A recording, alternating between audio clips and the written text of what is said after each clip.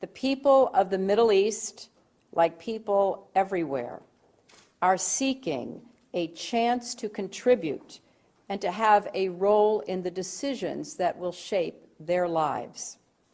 Leaders need to respond to these aspirations and to help build that better future for all. They need to view civil society as their partner, not as a threat.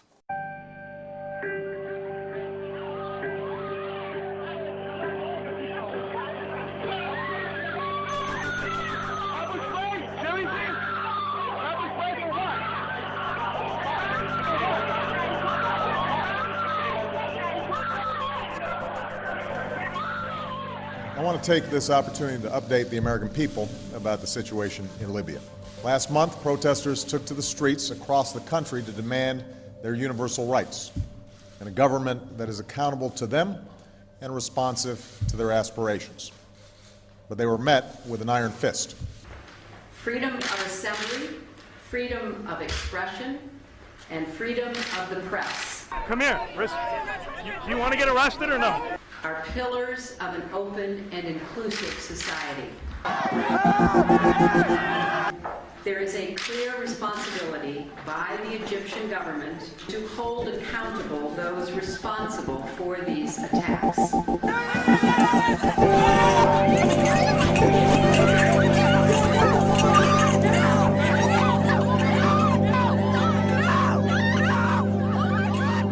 For months, the Iranian people have sought nothing more than to exercise their universal rights.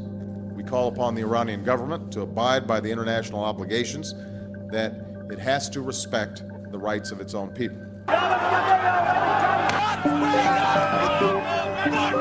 We call for the immediate release of all who have been unjustly detained.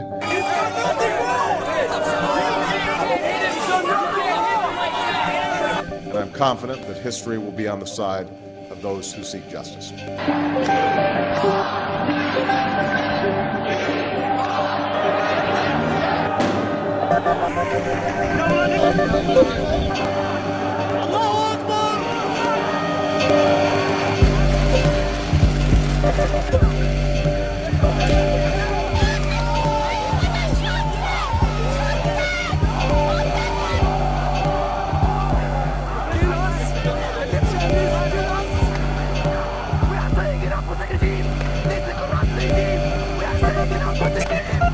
I will not stand by and just watch.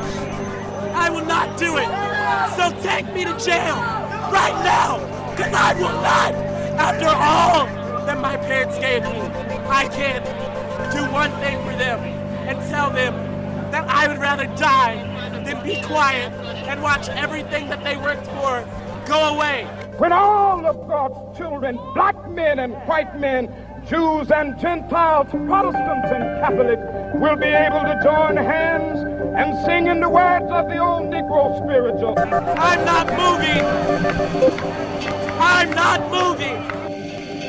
And I'm not moving. I'm a law student at George Washington University, and I'm not moving. I will go to jail tonight because it's not right.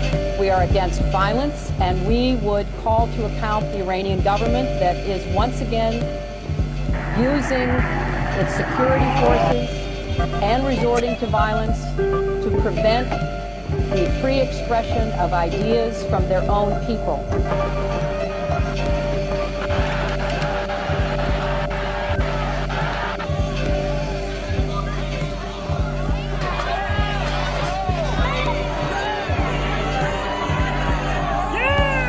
Instead of respecting the rights of his own people, Gaddafi chose the path of brutal suppression. Innocent civilians were imprisoned. I have not been read my rights. I have not been told why I'm being detained. We want to know the people who are in there. We want to know all their names, what they're being charged with. And in some cases beaten. You can't breathe, officer. Please get off his neck. I need my inhaler. A campaign of intimidation and repression began.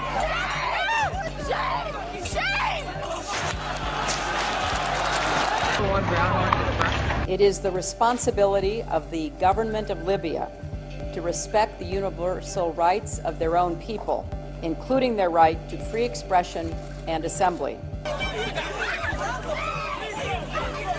What's his badge number? What is his badge number? Demonstrators have been beaten, attacked. It is absolutely clear that the Syrian government is running out of time. Each new depiction of the abuses of the police on the First Amendment, the more people will show up here in New York City, and the more waves of occupation will spread across this country. And you should be proud of that, police, because you are participating in our media publicity campaign. Thank you for attending. What is absolutely clear is that we are witnessing history unfold. It's a moment of transformation that's taking place because the people of Egypt are calling for change. They've turned out in extraordinary numbers representing all ages and all walks of life. But it's young people who've been at the forefront. A new generation, your generation, who want their voices to be heard.